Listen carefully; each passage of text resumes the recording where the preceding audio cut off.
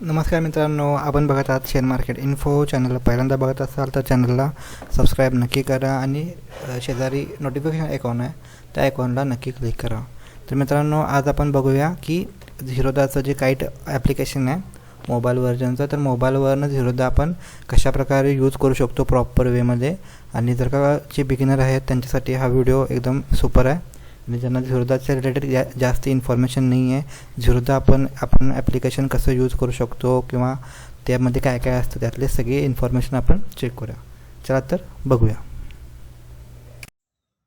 मित्रांनो, आपण झिरोदाच्या ॲपमध्ये आपण आत्ता आल्यानंतर ह्याच्यामध्ये एक वॉचलिस्ट असते. इथं वॉचलिस्टमध्ये आपण जरा गेलो, ह्याच्यामध्ये पहिली होतं वॉचलिस्ट 1.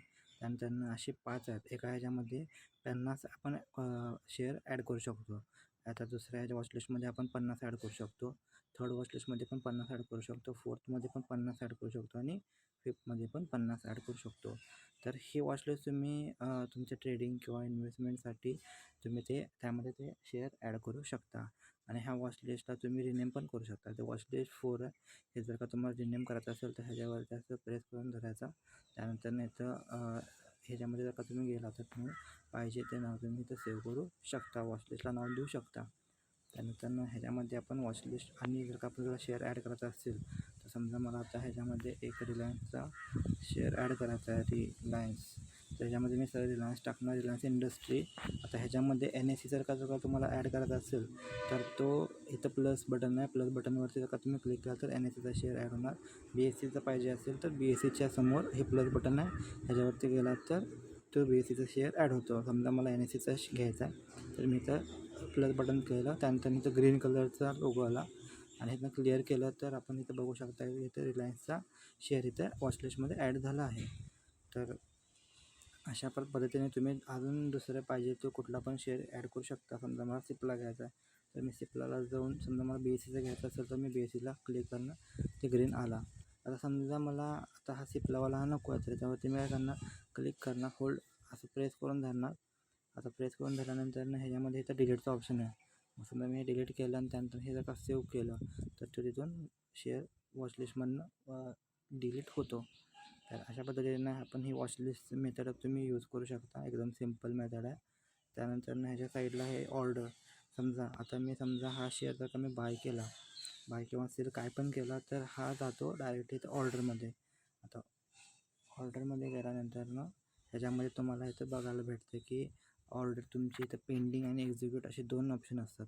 समजा तुम्ही जर का ऑर्डर आता रिलायन्सचा शेअर किती रुपयाला आहे तर आपण जर का चेक केला, रिलायन्स आहे 1994 आणि तुम्ही जर का ह्याच्यामध्ये बाय ऑर्डर टाकले 1990ची, तर जोपर्यंत तो 1990ला येत नाही तोपर्यंत पेंडिंगमध्ये पडणार.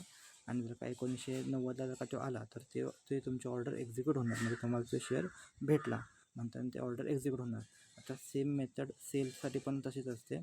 जोपर्यंत ते ऑर्डर सेल होत नाही तोपर्यंत ते पेंडिंगला पडते आणि त्यानंतर जर का सेल झालं तर ते एक्झिक्यूटला पडते. त्यानंतर पोर्टफोलिओमध्ये सध्या तुम्ही आता ह्याच्यामध्ये कसं असतं, तुमचे कोणते शेअर आहेत ह्याच्यामध्ये सरळ इथं invested share, current share, invested किती रुपये तुम्ही इन्व्हेस्टमेंट केला आहे ते इथं समजतं. करंट किती रुपये झाले, प्रॉफिट करंट म्हणजे किती झाले, इन्व्हेस्ट केल्यानंतर वाढले किती, कमी किती झाले ते इथे तुम्हाला व्हॅल्यू येते. प्रॉफिट अँड लॉस तुम्हाला इथं दिसतं आणि ते कशामध्ये आहे तर ते पण एक पर्सेंटेज आणि साईडला रुपयेमध्ये पण येतं.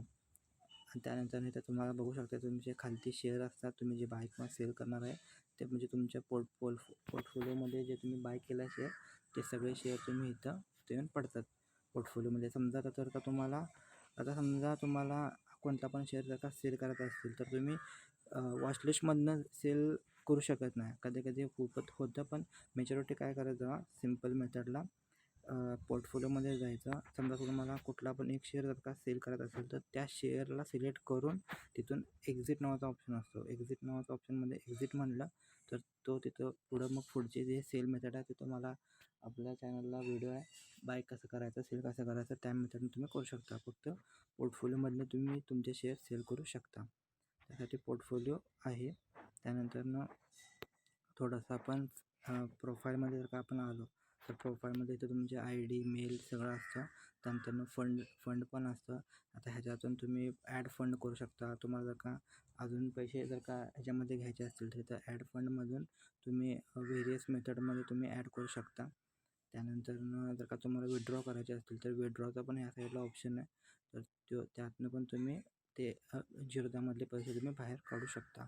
असे मल्टिपल ह्याच्यामध्ये ऑप्शन दिले आहेत. आता इथनं पण तुम्ही ह्याचा बेनिफिट इथं कन्सोल जे आहे त्या कन्सोलमधनं तुम्ही पोर्टफोलिओ किंवा ट्रेडबुक आणि प्रॉफिट लॉस स्टेटमेंट तुम्ही आत्तापर्यंत चेक करू शकता. IPOला जर का बीड करायचं असेल तर इथं IPOचा पण ऑप्शन आहे. गिफ्ट द्यायचे असेल तर गिफ्ट स्टॉक पण इथं ऑप्शन आहे. इन्व्हाइट फ्रेंड करायचं असेल म्हणजे तुम्हाला कोणाला रेफर करायचं असेल तर ह्याच्यामध्ये इन्व्हाइट फ्रेंड जर का तुम्ही केला तर तुम्हाला आत्ता जी झिरोधाचं चालू आहे स्कीम 10% ब्रोकरेजवाले ते तुम्ही त्यात बेनिफिट घेऊ शकता. जर का तुम्ही दुसऱ्या कोणाला तर इन्व्हाइट केला मित्रांना तर ते पण इथं आहे. आणि बाकीचं पण ह्याच्यामध्ये आहेत फंड प्रोफाईल. तुमच्या सेटिंगमध्ये जर का तुम्ही गेला तर तुमचे बँक डिटेल्स आणि सगळं तुम्हाला इथं बघायला भेटतं.